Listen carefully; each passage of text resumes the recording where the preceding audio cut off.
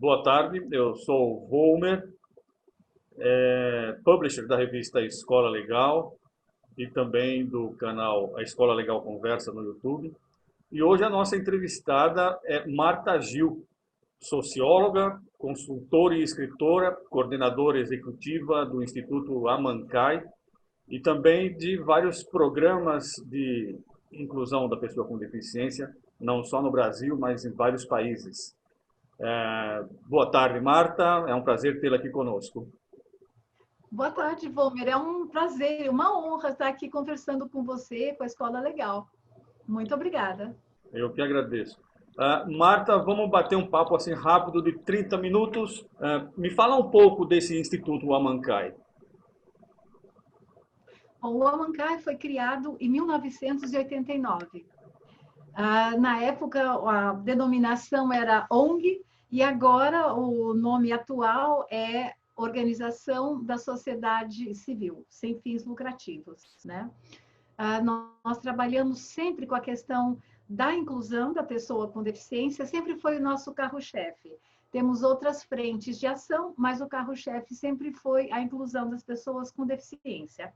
E na inclusão, a gente tem dois focos principais: a questão do trabalho e da educação, porque são as áreas principais. Sem ter acesso à educação e ao trabalho, nenhum ser humano com deficiência, sem deficiência, pode exercer sua cidadania. Pelo que eu andei lendo, diversos tipos de necessidades, né, e as consequentes adaptações que precisam ser feitas para atender a essas necessidades. Todas no sentido de facilitar o acesso do deficiente, né, às possibilidades de trabalho, de educação, à cultura, ao lazer, enfim. Então, acessibilidade arquitetônica, acessibilidade de comunicação, acessibilidade de metodológica, instrumental. Me fala um pouco sobre essas características. Uhum. Então, com a Convenção sobre os Direitos das Pessoas com Deficiência, que é um documento absolutamente fundamental, né? A acessibilidade não é mais considerada uma necessidade, ela é um direito. E ela é um direito considerada por alguns especialistas como um direito meio. Se eu não tenho acessibilidade a ônibus ou a transportes, eu não vou para a escola, não vou para o trabalho, não vou para o lazer, enfim, né? E a acessibilidade, então, ela é um direito, né? Garantido, como a gente teve há anos atrás, a gente teve a Declaração Universal dos Direitos Humanos, a questão da acessibilidade e dos demais direitos das pessoas com deficiência se inserem nesse patamar, né? E acessibilidade, eu brinco que é um conceito guarda-chuva, né? Ela tem vários aspectos, várias esferas. A acessibilidade arquitetônica é a primeira que a gente enxerga, é a mais fácil. Uma calçada que não tem aquela guia rebaixada. As pessoas entendem, uma escada, e se não tiver uma rampa ou um elevador, uma criança a partir de 5 anos consegue entender que uma pessoa cadeirante não vai conseguir subir, né? Então, a acessibilidade arquitetônica, ela é, na minha opinião, ela é muito básica. A partir dela, a gente tem outros tipos de acessibilidade, né? E a arquitetônica, em geral, é a mais fácil de você resolver. Tijolo, areia, cimento, você quebra uma guia rebaixada, você constrói uma rampa, né? A acessibilidade que é muito desafiadora e que é muito importante é a acessibilidade de atitudes. Ou seja, eu entendo que a pessoa com deficiência é um ser de direitos, é um cidadão, né? E eu preciso mudar a minha atitude em relação a ele e a atitude da sociedade, né? E essa é a mais difícil e a mais desafiadora, porque a gente precisa se repensar. A gente precisa rever os nossos valores. Isso não é fácil, em relação a nada, né? Durante milênios, a humanidade viu a pessoa com deficiência como uma pessoa que primeiro era segregada, era eliminada, depois ela foi segregada, depois discriminada, foi todo um processo. E não é um processo linear, nenhum processo histórico é linear, né? Então, por exemplo, ainda muito recentemente, a gente viu na Alemanha, nos campos de concentração, além dos judeus que foram exterminados, pessoas com deficiência também foram. Nem sempre isso é falado, né? Porque elas não, segundo Hitler e os ideais de pureza e de perfeição arianos, essas pessoas não eram perfeitas, né? Então, não mereciam existir. Fim, né? Então, ainda isso está muito recente na nossa memória como sociedade. Então, a acessibilidade atitudinal, eu acho que é a mais desafiadora. E a gente está conseguindo muitas coisas, ainda falta muito para conseguir, mas estamos avançando. E a acessibilidade vai se traduzindo em várias outras esferas da vida, né? Na escola, eu vou precisar ter livros adaptados, ou os estudantes vão precisar de acesso a um software adaptado, né? Na empresa é a mesma coisa, principalmente a partir de um determinado nível nível técnico para cima, a tecnologia muda muito rápido, né? Então, aí eu preciso ter acesso a manuais, a instruções que mudam muito rápido, né? Então, a acessibilidade ela vai aparecendo em muitas esferas da vida. Essa é uma questão extremamente delicada. As pessoas foram colocadas em segundo plano a partir dessas suas necessidades especiais, historicamente, como você citou, e hoje a gente está enfrentando uma nova revolução industrial, né? A industrial 4.0, em que a modificação dos meios de trabalho, o acesso, tem alguns ganhos de um lado, mas representam dificuldades de outros. Você acha que a gente corre o risco de ter um retrocesso no tratamento às pessoas com deficiência a partir disso? Nesse momento eu não consigo, nem sei se alguém consegue, mas eu não consigo afirmar nada, assim, com muita certeza. Mas eu acho que, de um lado, as pessoas com deficiência, elas apresentam uma vulnerabilidade, mas não só elas.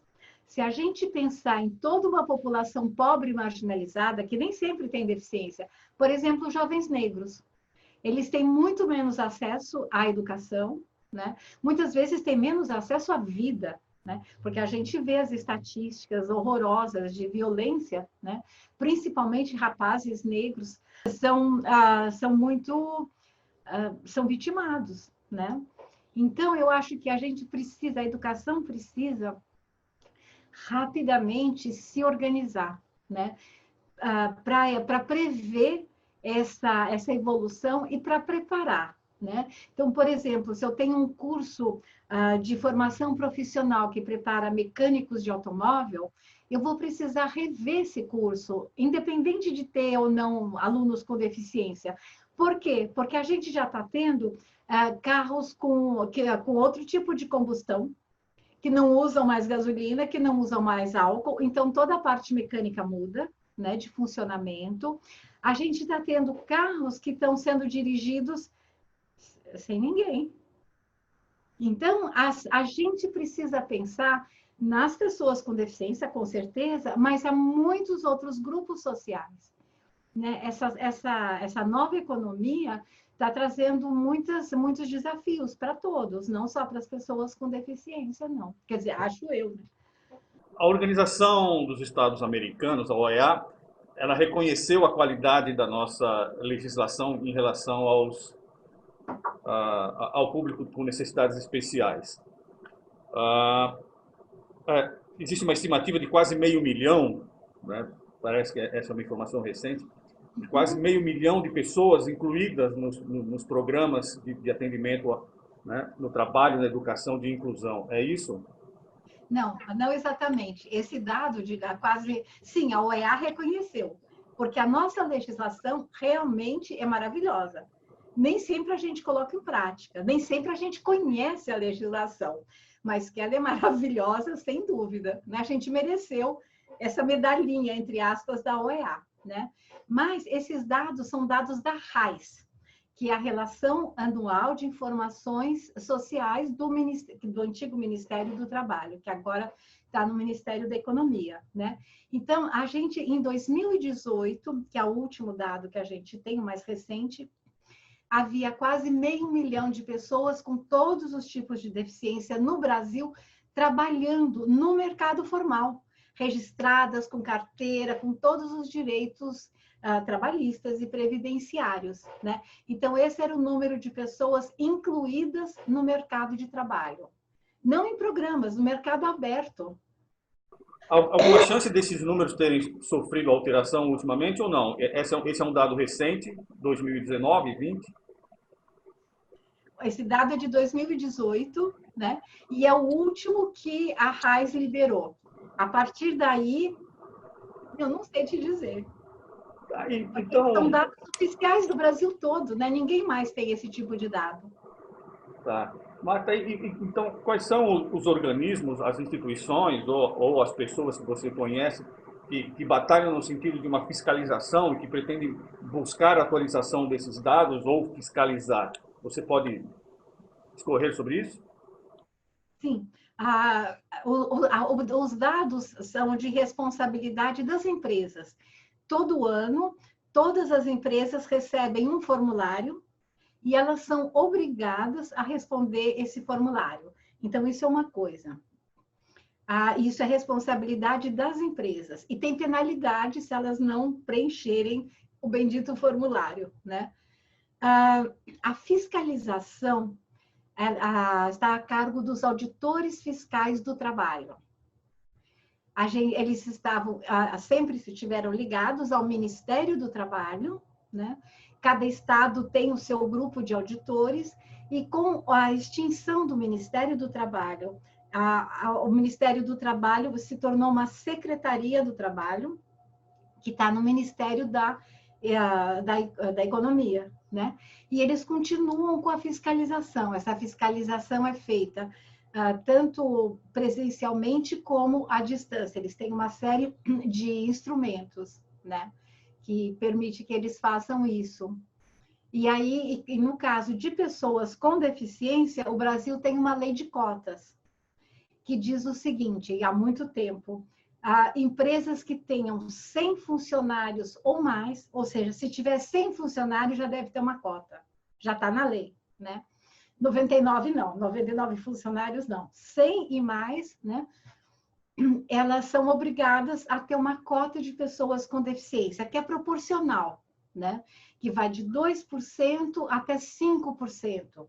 É proporcional em termos do número de funcionários, né?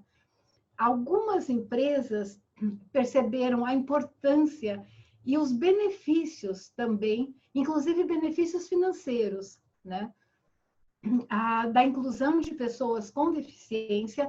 Então, elas resolveram, de livre vontade, aumentar essa cota. Então, elas determinaram para elas mesmas que elas vão ter 8%. A cota é de 5, limite máximo, e elas querem ter 8%. Então, bárbaro, né?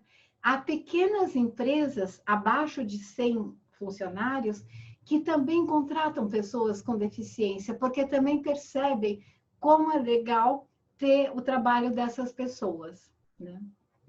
Então, a fiscalização é dos auditores fiscais do trabalho. E tem multa, se não cumprir a cota, e são multas pesadas. Entendi.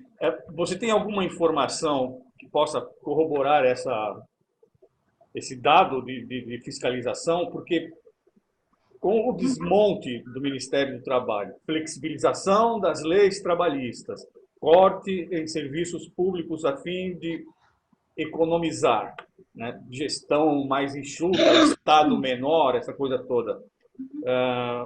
O risco de que esses fiscais do trabalho que sofreram essa depreciação terem sido meio que colocados num segundo plano ou a escanteio é grande, não é? Ou continua funcionando?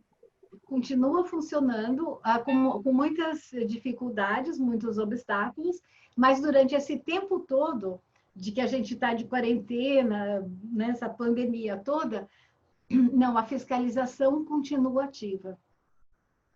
né? Já teve várias tentativas de acabar com a lei de cotas, é recorrente, isso muito antes disso, né?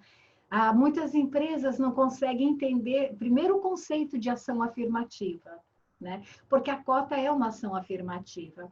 Além disso, elas não perceberam o quanto elas podem ganhar. E aí eu estou falando ganhar em termos de grana mesmo, né? A gente tem estudos mostrando que as pessoas com deficiência têm uma grande contribuição para a própria contribuição financeira, para a própria empresa e para a sociedade. Porque a gente ainda está naquela mentalidade, né? Para usar uma palavra que está na moda, no mindset, né? Que a pessoa com deficiência é aquela coitadinha, que precisa de muito amor, e se ela for para a empresa, ela vai ser um peso morto, e aí a empresa vai ter que contratar dois, a pessoa com deficiência e alguém para trabalhar no lugar dela, né? Isso absolutamente é verdade. E a gente tem estudos não só no Brasil, mas internacionais, né? Então, o grupo dos auditores fiscais, que não é um número suficiente, mas, enfim, eles são muito ativos, continuam valentemente defendendo a lei de cotas. Uma questão que eu acho também que merece um olhar um pouco mais a miúdo, mais concentrado. Com essas novas tecnologias de comunicação, computadores, celulares, né, e aulas que podem ser feitas até por celular ou mesmo, né, um tablet, alguma coisa, em qualquer lugar.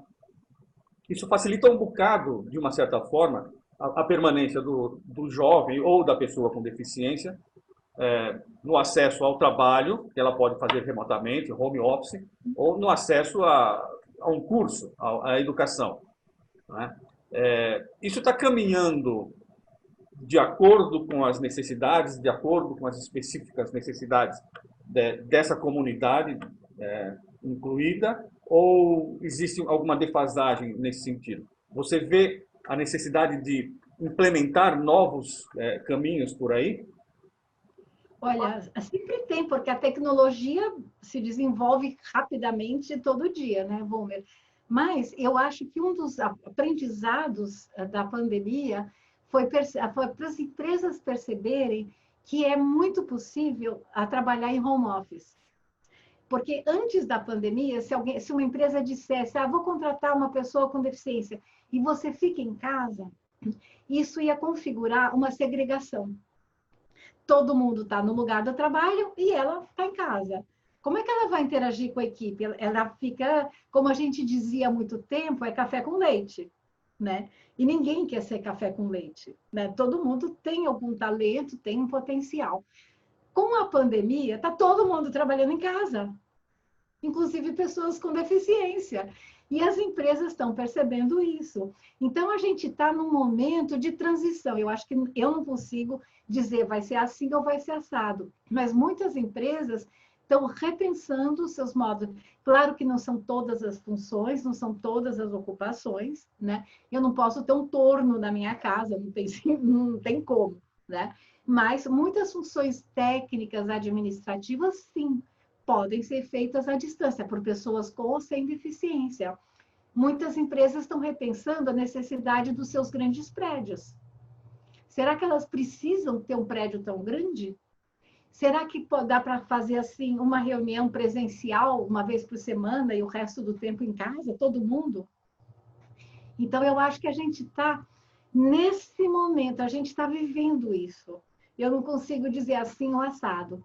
Em termos de tecnologia, a gente tem muita tecnologia para pessoas com deficiência. Muitas tecnologias são gratuitas e de boa qualidade. Então, há muito tempo, um cego usa um smartphone muito bem. Há muito tempo, grandes empresas, Itaú, IBM, muitas outras, têm analistas cegos, analistas de programação. Por quê? Porque tem tecnologia, né, suficiente para isso. Nossa, o Itaú começou a empregar pessoas cegas, acho que tem a impressão que na década de 60 ou 70. Você lembra quando a gente teve uma mudança, uma das muitas mudanças de dinheiro, que a gente tinha 3 zeros e os 3 zeros caíram? E foi uma coisa assim da noite para o dia? No Itaú, quem coordenou essa mudança foi um cego. Numa equipe que tinha cegos e pessoas que enxergam, né? Imagina a responsabilidade, a dinheirama que estava na mão desse cara, né? Então, há muito tempo, a tecnologia é uma grande amiga, não só dos cegos, mas de pessoas com todos os tipos de deficiência, né? Já temos muitas tecnologias, precisamos de mais, tá sempre mais porque o mundo vai crescendo, né?